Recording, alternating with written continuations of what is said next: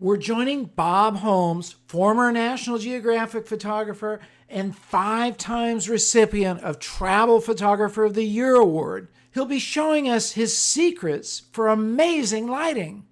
But, the more common light when I'm traveling this is something I've talked about a lot. There's the classic Vermeer lighting, and the next photograph is in a bakery in Cuba. And it's this beautiful light coming through an open window on the right-hand side. Yeah. And it gives there's no direct sun coming in. There's just this beautiful all surrounding light. And it helps with the bakers wearing white outfits. And I was careful with the composition. I wanted them, from the compositional point of view, gesture is important. And the gesture of the guy on the right with his hand off the table, just putting a bunch of dough down, and the other guys all intent on their job. I didn't want anyone looking at the camera. And I just liked the positioning of them. It just all came together perfectly. And even the rows of dough laid out on the tray in front added to that formal composition. Bob, I have a question for you. Was there any other light in the room? Did you have them turn it off, or was just this is how they're working? It was me. I cast light wherever I go, Mark. Yes, of course. And you should know that. It's coming brilliantly through the window. You managed to pull that off. There's no other light. So there's no overhead light or anything. There probably was, but it was overshadowed by the window light. Yeah. I don't think actually, I don't see any sign of an overhead light at all. I think you see some sections in the metal countertop. But I work very, very simply. I don't like carrying a lot of equipment with me. I always use available light. I shouldn't say always. Very, very, very occasionally, I'll use a little strobe, but not very often. In fact, I can't think of the last time I used one. So I always work with available light because I'm lazy, I guess. I'm a very lazy photographer. I put a lot of time in, but I don't put a lot of effort into lighting things and setting things up. I shoot what I see. And this is exactly what I saw. And Cuba is, there's so many opportunities in Cuba. In fact, I'm taking a workshop there in November if anyone's interested.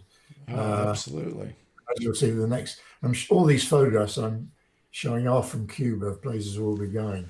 I started shooting in black and white again to sort of give myself a jolt in creativity. But I'm essentially a color photographer, and I'm always looking for color and the way light's working on things. I love this. This is a market in Havana in Cuba, and I love the incredible colors and the light in the back. And I love silhouettes, and it was great they had pineapples there because the pineapples gave this nice spiky silhouette. And I just waited for people to get into the right position. With people's profiles, I like the profiles because I felt it gave more personality to the shot. And then finally, I got another shot of a guy cleaning up and sweeping, and I love the reflection on the wet ground. But you see, these are 4 photographs, all taken within a very short time frame, all within the same 20 yards of each other. But it pays just to keep working the subject. If you see something that you like, don't just take one shot of it, work it. Just keep working that scene until you've got what you're really after. And again, with this shot, I like the color is important, obviously, but I like the gesture of the guy sweeping. His gesture is important. I got several photographs of him, but this I preferred because his legs are apart and it looks as though he's putting some effort into mopping up the water on the floor.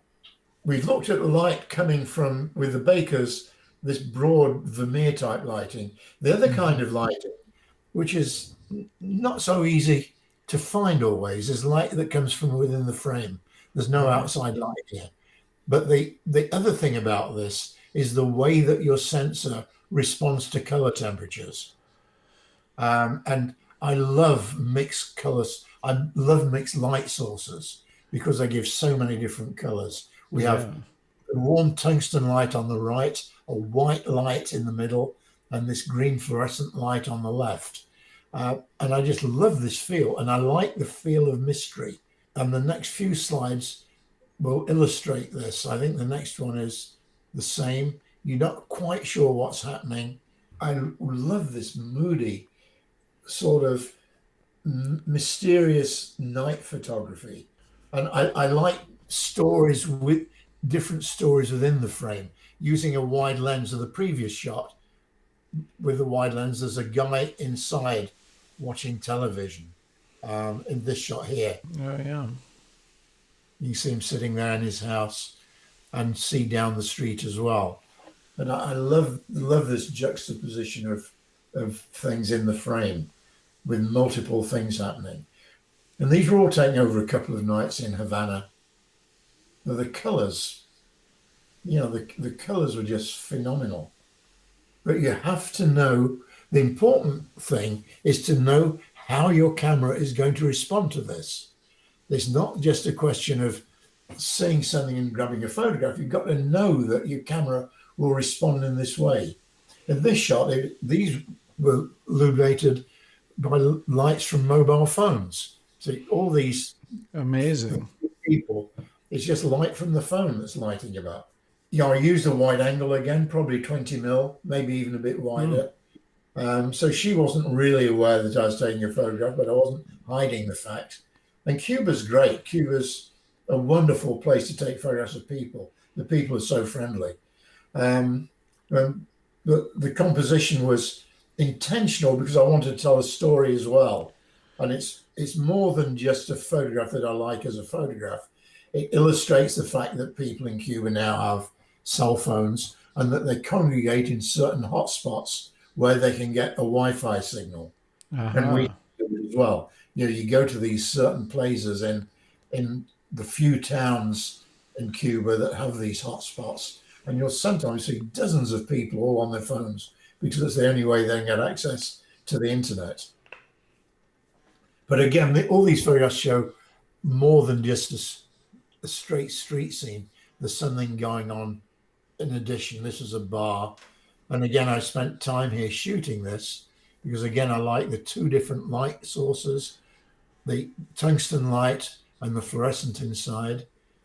And the next shot is the same place, but different grouping of people. Yeah.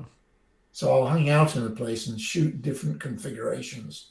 I don't just go and shoot and move on. If it's something that I know has got potential, then I'll work it. But also shooting inside bars and cafes. This guy in the middle, the couple, he's got a flashlight out, reading the menu. Is a jazz club. And I think the next shot is a very similar, it's the same place, but just a similar, just a different configuration of people. And I liked it when the woman on the right had lifted her head up. And there's sort of two pictures in one. The important thing is not to, with a scene like this, you have to be really careful not to blow out your highlights. And by highlights, obviously the light source is blown out on the left, but the faces are not. It's really important not to blow out those faces. If you just took a straight meter reading, you just blow out all the faces completely that are lit because it would try to compensate for the dark. I love blacks. I love dark scenes. So, Bob, do you use your exposure compensation to keep it from blowing out? Is that your main control? Yeah. I just crank it down to -3 for this, or even -4. And I always check the Instagram. You have to do that. You got to keep looking at your Instagram. By the way, folks, make sure you do subscribe to Bob. See his Instagram handle there. That's a good segue into that. You might be talking about histogram. I don't know. Maybe you should check your Instagram too at the same time. I'm on with Marc. Hello, Andrea. We miss you. Just a quick question then. You're able to do the call with Christoph, the Yeah, conference call yeah, at 9:30? yeah. Bye. A guest appearance. But looking at your histogram, and then you're controlling with your thumb the exposure compensation, right? Yeah, yeah. That's the way But you do it. this is exactly the kind of shot that I love, where there's a lot happening in the image, and it's the same jazz club, but it's almost two separate photographs. It is. I notice that a lot about your photos, Bob. You have frames within frames frequently.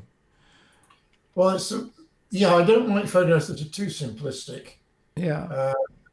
There's more interest when there's an additional layer.